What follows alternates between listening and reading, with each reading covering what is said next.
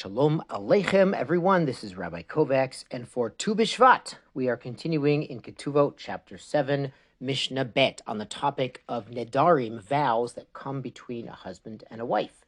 So Mishnah Bet, Hamadir et Ishto, one makes a neder with his wife.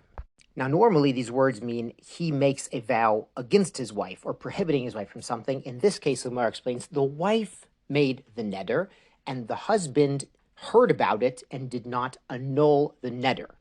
Now in Bamidbar chapter 30, the Torah teaches that a husband can annul his wife's neder if it's something that is self-afflicting to her or affects their relationship. So here the Mishnah continues, this neder was shelo titom echad mikol haperot. She will not taste from a type of produce. So this is a neder of self-affliction. She's going to deprive herself. And the husband does not annul the neder. Yotzi v'yitin ketuva. He needs to divorce her and pay her her full ketuva. So what's going on here is the husband is showing he doesn't care about his wife's suffering and self-affliction. He's like, doesn't bother me. So if that's true, they should not be married. Now today being Tu B'Shvat, when we celebrate the Rosh Hashanah of Ilanot, of trees, fruit-bearing trees, and we celebrate the different species that Eretz Yisrael is blessed with, we should all be zoche to taste them all together in Eretz Yisrael. There's an amazing Gemara, and it's a Talmud Yerushalmi, a Jerusalem Talmud in Kiddushin chapter 4, Mishnah 12. Rav Chizkiah, Rav Kaun b'Shem Rav, so they said in the name of Rav, Atid Adam Liten Din V'Cheshbon. In the future, meaning after he passes away, every person will have to give an accounting. Al kol ma sherot eino, everything that they saw in their lifetime that looked delicious, v'lo achol, but they didn't eat it. The idea here is that Hashem put many delicious, appealing, fragrant items into the world, and we're supposed to make a blessing, thanking God for them, and partake in them and enjoy them. Obviously not indulge in them, but to enjoy them is an amazing thing. In Rosh Hashanah, we have the custom, the minhag, to have different fruits, new species, today shechianuan and simanim and different things. And it's an inyan to enjoy the things Hashem has put into this world for us. And it's really part of being a Jew, a proud Jew, is thanking Hashem for every little thing he does for us. He didn't just give us food that nourishes, he gives us food that has different flavors, different textures, different spices, different fragrances. It's an amazing thing. You know, it would have been enough just to give us bread and water, but the diversity and the depth of what Hashem is giving to us is something to really celebrate. Now back to the Mishnah. Rabbi Yehuda says if this situation happens, the husband did not annul the self-afflicting vow, be Yisrael. If he's a regular Yisrael, Yom Echad, Yekayim. The marriage can last one day, and hopefully she'll go to the rabbi and get the vow annulled and go for marriage counseling with the rabbi as well. Shnaim, but into the second day, Yotzin V'yitin Ketuva. They have to get divorced and pay up. Bekohenet, a Mrs. Kohen, where the husband, the Mr. Kohen, cannot remarry her if the marriage ends. Shnaim Yekayim, they can try to take 2 days to patch things up. Shlosha, into the third day already, Yotzi V'yitin Ketuva. Something Rabbi Silber says is that when our learning of the day, the Mishnah, the Daf, the Parsha, lines up with the day or the holiday or the festival, the season, it's like a kiss from Ribono Shel Olam. It's like Hashem is saying, I appreciate you learning. I'm going to make things line up where we're talking about eating fruit and produce on Tu B'Shvat. Amazing. Let's go on to Mishnah Gimel, Hamadir et Ishto. Again, he's vowing on his wife, but really the wife made the vow, and the husband says, fine by me. And what's this vow? Shelo titkoshet. She will not adorn herself. This can refer to perfume, makeup, jewelry, cosmetics, with any item. So she's saying, I'm not going to wear makeup anymore, I'm not going to do my hair anymore, I'm not going to wear perfume anymore. Yotzi v'yitin ketuva. They have to get divorced and pay up the ketuva.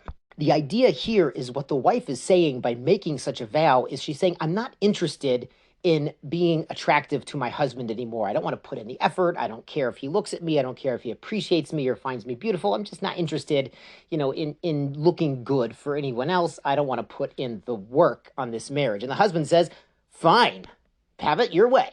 So this is obviously a very dire situation, and that such a marriage should not continue. There's a Gemara we'll see in Kiddushin that a man shouldn't marry a wife unless he looks at her first and finds her beautiful. And of course, the wife should also try to put an effort and look beautiful for her husband as well. Rabbi Yossi adds a chiluk here. He says, Be'oniot, if this is a very poor family, Shalo natan kitzva. So this vow would be marriage ending if there's no time limit to the vow. In the Gemara, they explain if it's going to last a year, then it would be game over. And the reason there is because the very poor women could usually not even afford perfume and cosmetics more than once a year. So in any event, it might go a long time without her applying perfume, so the vow doesn't really change the situation on the ground all that much. Uba ashirot, but for wealthy women, shloshim yom. A vow like this up to 30 days would be tolerable, but anything longer than that would be marriage ending. Now, the Gemara, I believe it's on Daf 71, the Gemara in Ketubot explains that the wealthy woman would apply a strong perfume once a month. So my personal assumption is after they went to the mikveh each month, they would apply a perfume to be attractive to their husband, and it was a very strong, fragrant perfume that would last them a whole month. So if they make a vow where they're not going to wear perfume for more than a month, that's basically saying, I don't want to be attractive to my husband, even on mikveh night, and it's basically game over for the marriage. But less than a month, so she might still be wearing her perfume from last week, so it's not such a big deal necessarily until, it comes around time again to reapply the perfume.